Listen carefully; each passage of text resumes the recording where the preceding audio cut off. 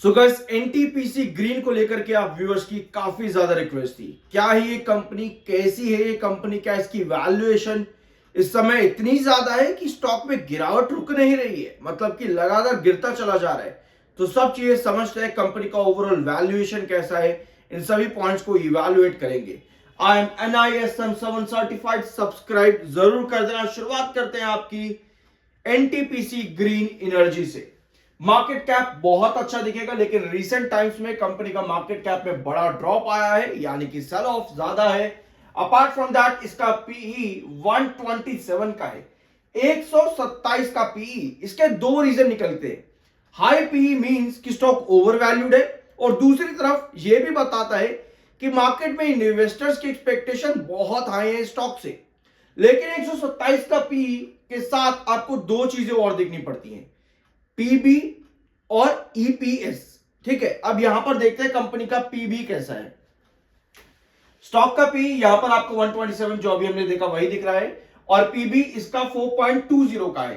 Average P जो कि appropriate PB होता है, एप्रोप्रिएट पीबी जो होता है वो होता है 1 से 3 के बीच में, 1 से 3 के बीच में एप्रोप्रिएट पीबी होता है।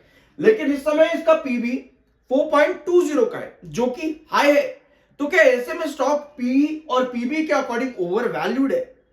तो यस, हाई पीबी मतलब ये है कि एक्चुअल में जो हाई वैल्यू इन्वेस्टर्स होते हैं वो इस कंपनी पे अभी एंटर करना नहीं चाहते। लेकिन आप एक चीज और देख रहे होगे कि यहां पर लिखा है लो पीई और लो पीबी। अब ऐसा क्यों लिखा है?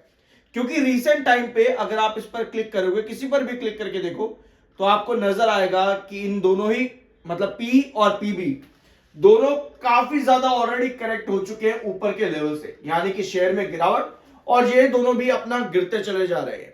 ठीक है, इसी वजह से यहां पर लो पीई और लो पीबी लिखा हुआ है। ठीक है, अब आते हैं कंपनी के अदर वैल्यूएशन पे। चार्ट पैटर्न पर बड़ी गिरावट है, और जो इसका इंपॉर्टेंट बेस है, इस समय स्टॉक 91 पर है और इंपॉर्टेंट बेस इसका 87 पर है। 87 इसका इंपॉर्टेंट बेस है, और अभी 91 के आसपास चल रहा है। और इस समय स्टॉक क्या कर रहा है आपका, इसको आप कह सकते हो, एक होता है आपका कप एंड हैंडल होता है एक पैटर्न, और इनवर्स कप पैटर्न होता है। ये रिवर्स कप पैटर्न है। इस समय स्टॉक एक कप बना रहा है, यहां पर आप कहो कि एक लेंस क्रिएट कर रहा है, लेकिन उल्टा। ठीक है, तो वो सिचुएशन है जहां पर 87 का इसका इंपॉर्टेंट बेस है। बट क्या वहां पर इसकी गिरावट रुक सकती है? कंपनी का परफॉर्मेंस कैसा है? सेल्स यहां पर रेवेन्यू कंपनी का बहुत हद तक स्टेबल है। 500 करोड़ से 600 करोड़ के बीच का कंपनी रेवेन्यू जनरेट कर देती है आसानी से। लेकिन दिक्कत कहां पे इस कंपनी पे? दिक्कत है कंपनी के इंटरेस्ट पे और कंपनी के नेट प्रॉफिट पे। इंटरेस्ट इतना हाई है जिसकी वजह से नेट प्रॉफिट कंपनी के अल्टीमेटली बहुत कम हो जाते हैं। किसी क्वार्टर में अच्छा प्रॉफिट आता है क्योंकि अदर इनकम से भी कंपनी को बहुत मदद मिलती है। तो जब भी किसी कंपनी में अदर इनकम से भी मदद मिल रही हो अच्छी खासी किसी किसी क्वार्टर के अंदर, तो वहां पर थोड़ी बहुत दिक्कतें बनती है उस फाइनेंशियल के अंदर। बट अगर कोई कंपनी इतने हाई ओपीएम परसेंटेज के साथ में, अब आप इसका ओपीएम देखो। ओपीएम कितना है इस कंपनी का? 89%, 90% का इसका ओपीएम चला जाता है कंपनी का, यानी कि एक्सपेंसेस कंपनी के बहुत कम है। लेकिन हाई इंटरेस्ट और अदर इनकम की वजह से इसके फाइनेंशियल थोड़े से वीक नजर आते हैं। ठीक है, तो ये है कंडीशन कंपनी के अंदर। और ईपीएस जो है कंपनी का डिसेंट है, फ्लैट ईपीएस है, क्योंकि पी हाई है। दैट डजंट मीन कि ईपीएस भी आपका हाई होना चाहिए या फिर लो होना चाहिए। ठीक है, अगर हाई पी है मतलब ईपीएस कम होगा, लो पी मतलब कि ईपीएस ज्यादा होगा। ये होना चाहिए, लो पी होना चाहिए और हाई ईपीएस होना चाहिए, और पीबी भी लो होना चाहिए, पीबी लो होना चाहिए। बहुत कंफ्यूजन हो गई होगी, थोड़ा सा रिपीट करके देखना, आपको समझ में आ जाएगा।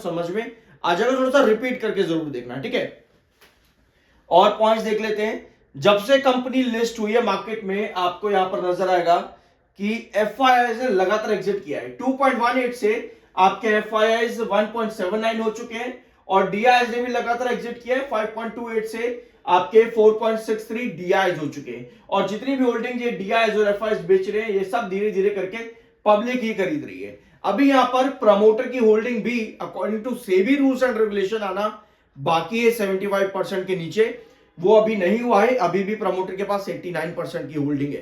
तो मेरे हिसाब से अभी इसका स्टॉक जो है एनटीपीसी ग्रीन का ओवर वैल्यूड है, वैल्यूएशन ज्यादा है इस समय कंपनी की, इसी वजह से मार्केट कैप गिर रहा है। और बाकी जो 4 पॉइंट मैंने डिस्कस किया आप लोगों के साथ में, इसी वजह से वो भी काफी ज्यादा वॉलेटाइल है। तो ये है कंडीशन इस समय एनटीपीसी ग्रीन एनर्जी की। टेक्निकल पॉइंट ऑफ व्यू पे स्टॉक बुलिश है, 25 का आरएसआई एंड 25 का एमएफआई। लेकिन यहां पर दिक्कत ये है कि आपका एमएसीडी जो है, एमएसीडी आपका माइनस में है। माइनस एमएसीडी मतलब कि आपका बेयरिश मोमेंटम फर्दर कंटिन्यू हो सकता है, ठीक है। माइनस एमएसीडी मतलब कि स्टॉक में अभी भी बेयरिश मोमेंटम जो है वो कैरी फॉरवर्ड होगा, ठीक है। तो ये कंडीशन इस समय इस कंपनी की एनटीपीसी ग्रीन एनर्जी की। बात की कोई रिकमेंडेशन नहीं है, वो आपका अपनी मर्जी और ओपिनियन होना चाहिए। मिलता अगले वीडियो में।